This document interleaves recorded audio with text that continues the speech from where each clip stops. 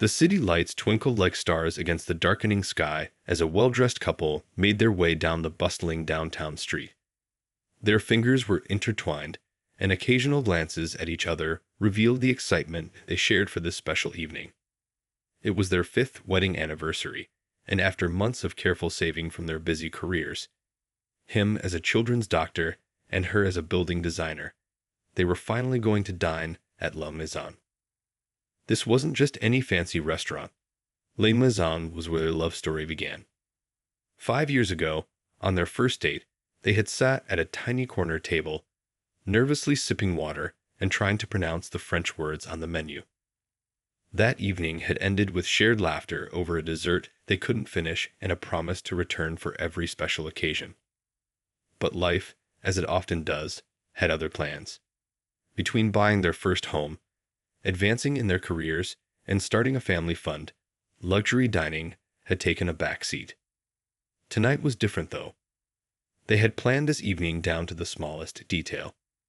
She had spent the afternoon getting ready, choosing a stunning deep blue dress that made her eyes sparkle, while he had picked up his best suit from the dry cleaners, the one that still fit him perfectly after all these years. Even their cab driver had noticed their excitement, sharing stories of his own anniversary traditions during the ride. As they approached the restaurant's elegant facade, memories of their first visit came flooding back. The same golden lights still illuminated the entrance, and the smell of fresh herbs and butter still wafted through the air. The maitre d' stood at his podium, just as he had 5 years ago, though his hair had grayed slightly at the temples.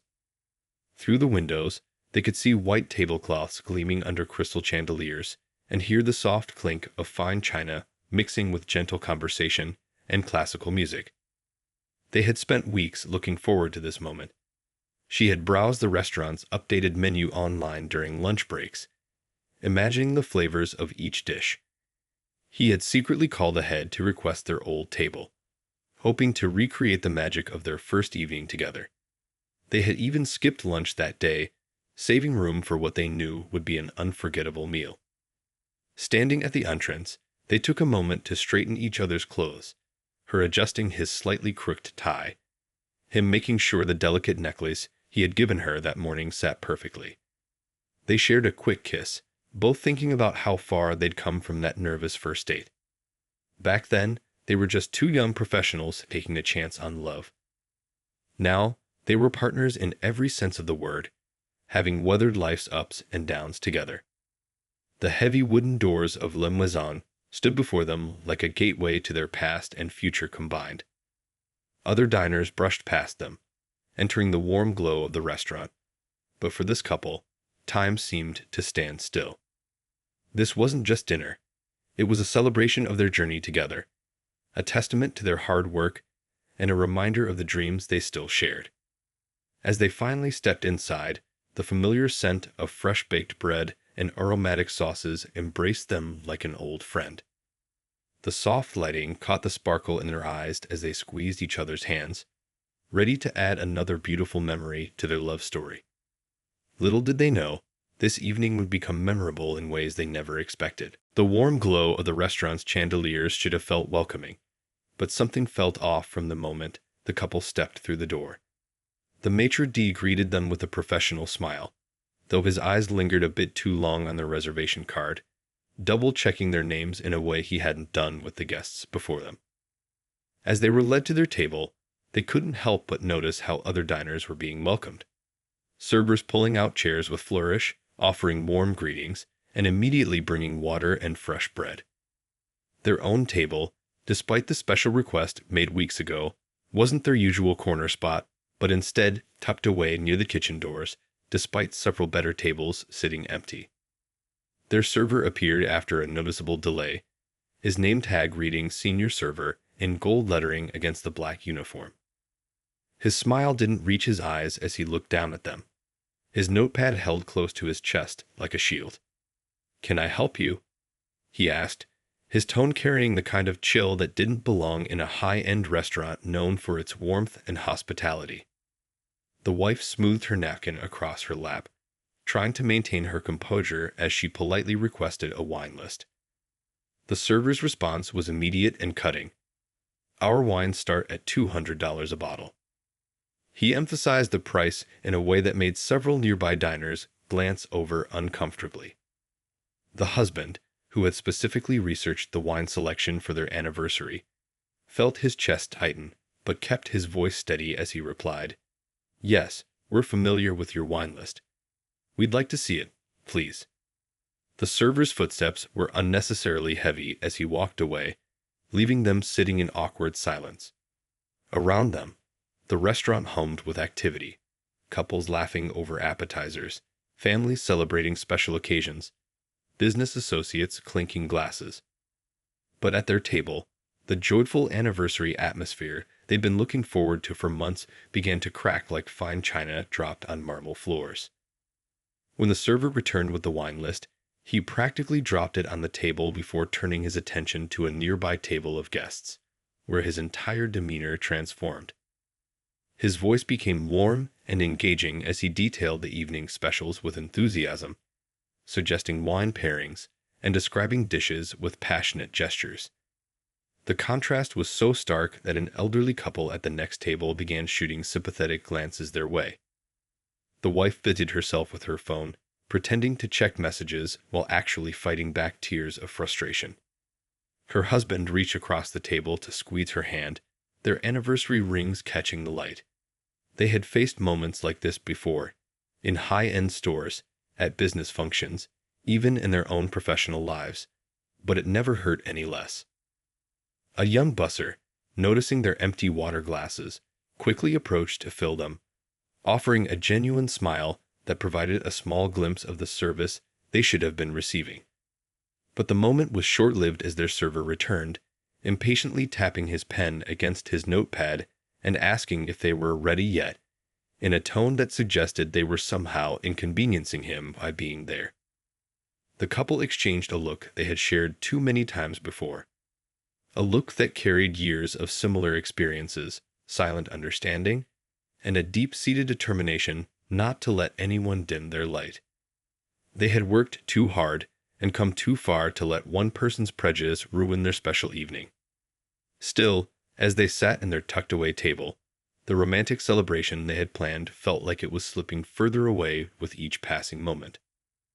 Little did they know that someone else in the restaurant had been watching everything unfold, and the next few minutes would transform not just their evening, but the entire restaurant's future. The evening continued to spiral downward as the couple tried their best to salvage their anniversary celebration. The wife, remembering how excited she'd been just hours ago while getting dressed, now sat straight-backed in her chair, maintaining her dignity even as their server continued his campaign of subtle disrespect. When they finally managed to order their wine, a beautiful bottle of French red they'd specifically saved for, the server returned 15 minutes later, holding the bottle like it was a cheap table wine. He didn't offer the traditional tasting, instead quickly pouring their glasses with barely concealed impatience. The husband noticed that some wine had splashed onto the pristine white tablecloth, but the server made no attempt to clean it or apologize. At the table next to them, a group of guests who had arrived 20 minutes after them were already enjoying their appetizers. The aroma of fresh-baked bread wafted past, the same bread that hadn't been offered to their table, despite being a standard part of La Maison's service. The wife's stomach growled softly, reminding her of the lunch she'd skipped in anticipation of this special meal. Hoping to move past the uncomfortable situation, she decided to ask about the menu. "Could you tell me about the duck dish?" she asked politely when the server finally returned to their table. "I've heard wonderful things about it." Instead of the usual passionate description La Maison's servers were known for, he barely glanced at her before mumbling, "It's duck. It comes with vegetables." Then he turned away, leaving her question hanging in the air like an unwelcome guest. The husband watched as his wife's shoulders dropped slightly, her earlier excitement now completely deflated. He had seen that look before. At department stores where security followed them too closely, at open houses where realtors made assumptions about their budget, at valet stands where their car was mysteriously lost. But this was supposed to be different. This was their special place, their anniversary, their moment. Around them, the restaurant buzzed with the warmth and energy they had remembered so fondly. A baby laughed at a nearby table as a server entertained her with funny faces while taking orders. An elderly couple celebrated what sounded like their 40th anniversary, their server bringing them complimentary champagne with a flourish. The contrast with their own experience grew sharper with each passing moment. The wife took a sip of her wine, trying to focus on the flavors they had been looking forward to, but even that pleasure was tainted now. She caught snippets of their server's voice as he attended to other tables. Warm, engaging, professional. Everything their own service wasn't. Our chef personally selects the truffles, she heard him explaining enthusiastically to another table. And the sauce takes 3 days to prepare. A young couple at a nearby table, who had been watching the situation unfold, exchanged uncomfortable glances. The woman seemed to be whispering something to her partner, both of them frowning as they observed another instance of their server's behavior. Even the busser, who had been kind earlier, now seemed afraid to approach their table, as if worried about getting into trouble for showing them basic courtesy. The husband reached for the wine bottle to refill their glasses, since it was clear their server had no intention of doing so, and accidentally knocked over his water glass. Instead of helping, the server walked past their table, pretending not to notice the small accident. A few drops of water fell onto the wife's evening bag, and as she reached for her napkin to dry it, she caught sight of their reflection in the restaurant's mirror wall. They looked so different from the happy, excited couple that had walked in earlier, and that realization hurt more than any of the server's actions. Just as the situation seemed unbearable, they overheard their server speaking to another table about the chef's special tasting menu. The husband straightened his shoulders, determined to at least try ordering what they had originally planned for their celebration. Neither of them knew that this simple request would set in motion events that would change not just their evening, but the entire restaurant's future. The moment that would change everything started with a simple request. "We'd like to try the chef's special tasting menu," the husband said, his voice carrying the same quiet confidence that had earned him respect in the pediatric ward where he worked. He had read about this menu online, 7 carefully crafted courses that showcased the chef's creativity and skill. The server's reaction was immediate and jarring. A sneer crossed his face as he looked down at them, his posture shifting from merely unwelcoming to openly hostile. "The tasting menu," he repeated, his voice raised just enough that nearby tables could hear clearly. "That's our most sophisticated offering. It requires," he paused deliberately, "a refined palate." The wife's hands clutched her napkin under the table, her knuckles turning white. Through the years, they'd learned to handle prejudice with grace, a skill no one should have to master. But something about this moment, about having their special evening slowly crushed under the weight of someone else's assumptions, felt unbearable. A woman at the next table gasped quietly at the server's comment, quickly covering her reaction by pretending to cough. Her dining companion shook his head disapprovingly, no longer trying to hide his reaction to the server's behavior. Around them, the warm buzz of dinner conversation had grown noticeably quieter, as if the entire section of the restaurant was holding its breath. The husband took a slow, steady breath, the same calming technique he used before difficult surgeries. "We're quite familiar with fine dining," he replied, his voice level but firm. "In fact, we've enjoyed tasting menus at several Michelin-starred restaurants." He didn't add that he'd studied in France during medical school, or that his wife had designed restaurants across the city. They shouldn't have to prove themselves worthy of basic respect. The server's laugh was short and sharp, like breaking glass. "Perhaps you'd be more comfortable with our regular menu," he suggested, emphasizing regular as if it was a compromise. "The portions are more straightforward." His eyes flicked meaningfully to their barely touched wine glasses, the same expensive vintage he'd been enthusiastically recommending to other tables all evening. An older couple who had been celebrating their own anniversary got up to leave, asking for their check at another server's station. They cast sympathetic glances toward the young couple's table, the woman whispering something that sounded like disgraceful as they passed by. The wife looked around the restaurant, taking in the elegant decor that had once seemed so romantic. The crystal chandelier that had sparkled with promise now felt cold and distant. The live piano music that had added such ambience now seemed to mock their discomfort. 5 years ago, at this very restaurant, they had shared dreams of their future over dessert. Now, those sweet memories were being tainted by bitter reality. The husband reached across the table to take his wife's hand, their wedding rings catching the light. "Actually," he said, looking directly at the server, "we'd like to speak with the chef." His voice was quiet, but carried the weight of every similar moment they'd ever faced, every time they'd been judged before being known. The server's face reddened. "The chef is extremely busy," he snapped, dropping all pretense of professionalism. "I don't think you understand how things work in an establishment of this caliber. Perhaps I can recommend somewhere more suitable." A pin dropping would have echoed in the silence that followed. The couple near the window had stopped mid-bite, their forks suspended in air.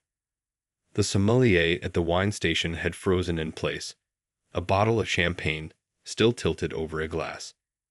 Even the pianist seemed to have slowed his tempo, as if sensing the tension in the air. What no one at those surrounding tables knew, what even the arrogant server didn't realize, was that through the small window of the kitchen door, the restaurant's executive chef had been watching the entire scene unfold.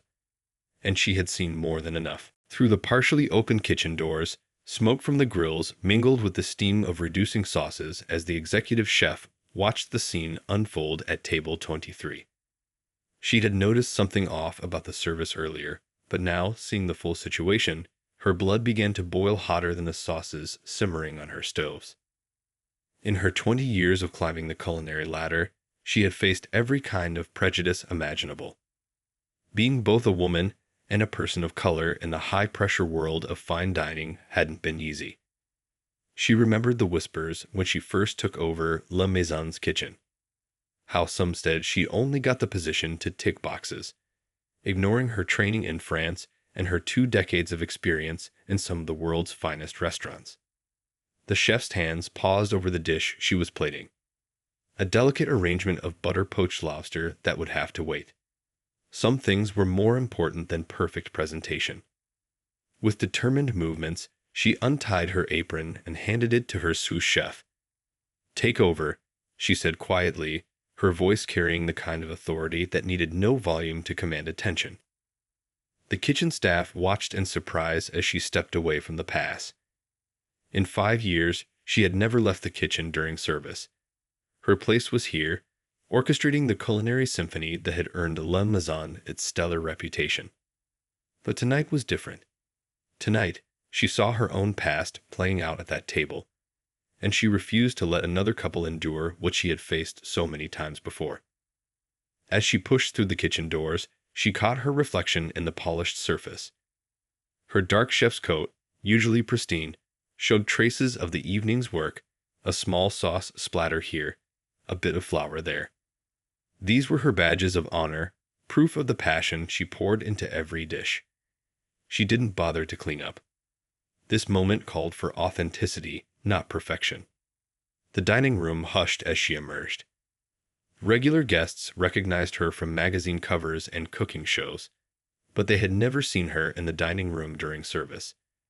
She moved with purpose, her comfortable kitchen clogs making soft sounds against the plush carpet. Each step took her closer to table 23, where the couple sat looking defeated, their anniversary celebration in shambles. She noticed the untouched bread basket that should have been on their table, the wine spots on the tablecloth that should have been immediately changed, the water glasses that remained unfilled. Each detail added fuel to her determination. This wasn't just about one couple or one server. This was about everything she had built her restaurant to stand against. The arrogant server was still standing at the table, his back to the kitchen, unaware of her approach. She could hear him continuing his condescending speech about suitable establishments. Several nearby diners were now openly staring, their own meals forgotten as they watched the scene unfold. An older gentleman at a corner table had half risen from his seat, looking like he was about to intervene himself. But it wasn't his battle to fight. The chef knew this was her moment, not just as the owner of La Maison, but as someone who had promised herself years ago that if she ever reached a position of power, she would use it to prevent others from facing the discrimination she had endured. As she reached the table, the couple noticed her first. She saw the recognition flash across their faces, followed by something else. Hope. The server, still oblivious to her presence, continued his inappropriate behavior. That was about to change. The chef took a final step forward, her shadow falling across the table, and cleared her throat. In that moment, everyone in the restaurant knew they were about to witness something unprecedented. The sound of the chef clearing her throat caused the server to freeze mid-sentence. He turned slowly, his face draining of color as he realized who stood behind him. The dining room had gone so quiet that you could hear the gentle clink of ice in water glasses and the soft whoosh of the kitchen doors in the distance. "I couldn't help but overhear," the chef began, her voice steady and clear, carrying to every corner of the now silent restaurant. "You were explaining what makes a diner suitable for our establishment." The way she emphasized the word suitable made the server take a small step backward. "Please continue. I'd love to hear what qualifications you think our guests need beyond appreciating good food and treating others with respect." The server's mouth opened and closed like a fish out of water. Gone was his earlier arrogance, replaced by the dawning realization that he had made a terrible mistake. The chef didn't wait for his response. Instead, she turned to the couple, her entire demeanor transforming from stern authority to warm hospitality. "I want to personally apologize for what you've experienced tonight," she said, pulling up a chair to sit at their level. "This is not what La Maison stands for. This is not what I built my career on." She shared a look with the wife that spoke volumes, two women who understood what it meant to face prejudice in spaces where they deserved to belong. The chef then did something unprecedented. She began to share her own story. She spoke about her early days in culinary school, where instructors would question if her hands were delicate enough for French cuisine. She talked about the restaurants that would only let her work in the back, away from customers, despite her superior skills. She described the moment she decided to become a chef, watching her grandmother cook traditional recipes that would later inspire her most acclaimed dishes. As she spoke, other diners listened intently.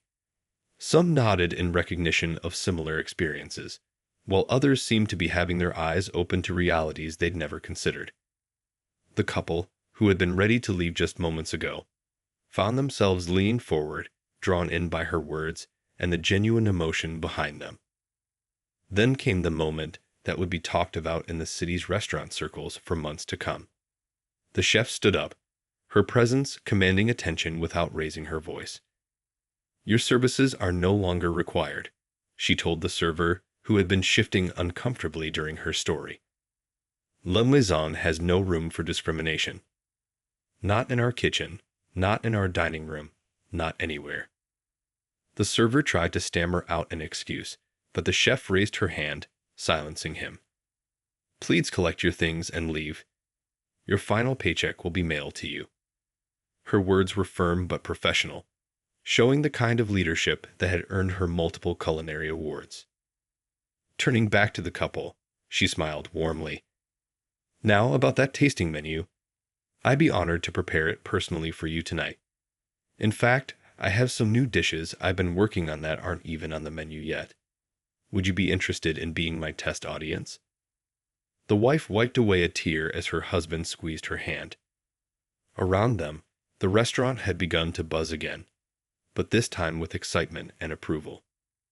The older gentleman who had been about to intervene earlier raised his wine glass in a silent toast to the chef. A young server quickly appeared with fresh bread and replaced their stained tablecloth, while another brought new wine glasses and properly presented their bottle. The chef stayed at their table for a few more minutes, discussing their food preferences and sharing stories about her journey in the culinary world. What had started as a ruined anniversary was transforming into something far more meaningful, a moment of justice, connection, and celebration of dignity. The story of what happened that night at La Maison spread through the city like wildfire. It started with a simple social media post from one of the diners. A photo of the chef sitting with the couple, captioned with a brief description of her brave stance against discrimination. Within hours, the post had been shared thousands of times. Local food bloggers picked up the story, sharing their own experiences at La Maison and praising the chef's immediate action. One food critic wrote, "In an industry where people often look the other way, here was a leader who chose to stand up." The article went viral, touching hearts far beyond the city's dining scene. But the chef wasn't interested in viral fame. Instead, she saw an opportunity to create real change. The morning after the incident, she called an emergency staff meeting. The usually bustling kitchen was silent as she addressed her team, many of whom had witnessed the previous night's events. "What happened last night was a wake-up call," she told them, standing where she usually conducted pre-service briefings. "It's not enough to serve excellent food if we're not serving everyone with equal respect." Her words resonated through the kitchen, bouncing off copper pots and stainless steel counters. She announced immediate changes. The restaurant would close for 3 days, unheard of for a place of their reputation, for comprehensive diversity and inclusion training. Some veteran servers grumbled about lost tips, but their complaints were quickly silenced by colleagues who understood the importance of the moment. The couple from that night had shared their contact information with the chef, and she reached out to them with an idea. Both successful professionals in their own fields, they had experience with mentoring programs. Together with the chef, they developed a plan that would change lives. The Kitchen Doors Open program was born, a mentorship initiative specifically designed to support aspiring chefs from underrepresented communities. The program would provide training, internships, and networking opportunities to talented individuals who might otherwise struggle to break into the fine dining world. Local culinary schools jumped at the chance to participate. One instructor commented, "We've always had brilliant students from all backgrounds, but some doors remained closed to them. This program is finally changing that." The chef worked with her industry contacts to secure funding, equipment, and most importantly, guaranteed apprenticeships at top restaurants. The impact rippled through the community. Other restaurants in the city began examining their own practices. A group of prominent chefs reached out to learn more about implementing similar training programs. The local restaurant association invited the chef to lead a panel discussion on creating inclusive dining environments. Social media continued to spread the word. Food influencers shared stories of positive changes they observed at La Maison. "You can feel a difference when you walk in," one wrote. "The warmth isn't just from the kitchen anymore. It radiates from every staff member." The wife from the couple, drawing on her architectural expertise, volunteered to help design a new teaching kitchen for the program. Her husband reached out to his hospital colleagues, and soon they had a network of professionals from various fields offering mentorship to program participants. Local news picked up the story, focusing not on the negative incident that sparked the change, but on the positive transformation it inspired. They interviewed the first group of mentees, young people whose eyes shone with hope as they talked about their dreams of running their own kitchens one day. The chef, despite her growing profile, remained focused on the work. She could be found in the teaching kitchen late at night, showing an aspiring chef how to properly debone a fish or early in the morning, teaching the art of perfect pastry. "Every person deserves a chance to pursue their passion," she would say, "and every diner deserves to be treated with respect." As summer turned to fall, La Maison became more than just a fine dining restaurant. It became a symbol of positive change, a place where barriers were broken down one meal at a time.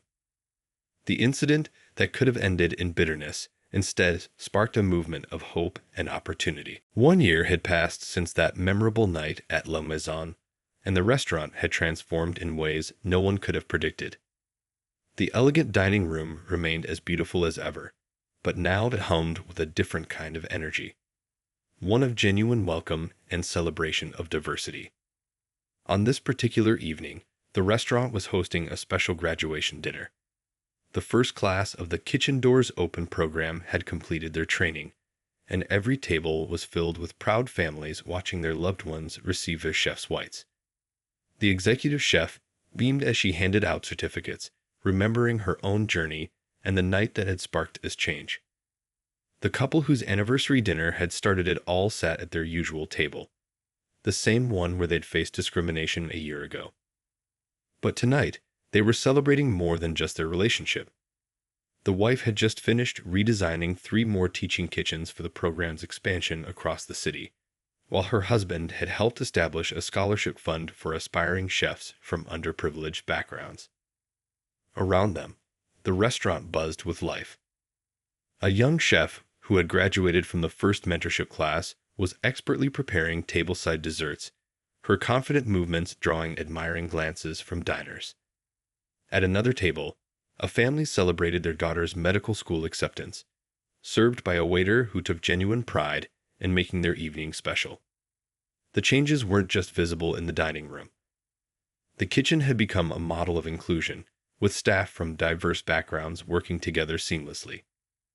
Language barriers that might have once caused tension now added richness to the kitchen's culture, with staff teaching each other phrases in their native tongues, while preparing dishes that sometimes fused their cultural backgrounds with classic French techniques. Regular customers had noticed the difference too. "There's something special about eating here now," an elderly patron commented while enjoying his weekly dinner. "The food was always excellent, but now there's heart in every dish, every service." His wife nodded in agreement, recalling how they had witnessed the incident a year ago and how proud they felt seeing the positive changes that followed. The success of Le Maison's transformation had caught the attention of the culinary world. Other high-end restaurants began sending their staff for training, eager to learn how to create more inclusive environments. The chef found herself being invited to speak at international food conferences, sharing how one moment of standing up against discrimination had sparked a movement. But perhaps the most meaningful change was visible in the small moments, like when a young girl of color pointed at the kitchen and told her parents, "I want to be a chef like her someday," or when a nervous couple celebrating their first fancy dinner was made to feel like honored guests by every staff member they encountered. The chef's office wall, once bare except for her culinary awards, now displayed dozens of thank you letters. Some were from program graduates who had gone on to successful careers, others from diners who had found acceptance within La Maison's walls.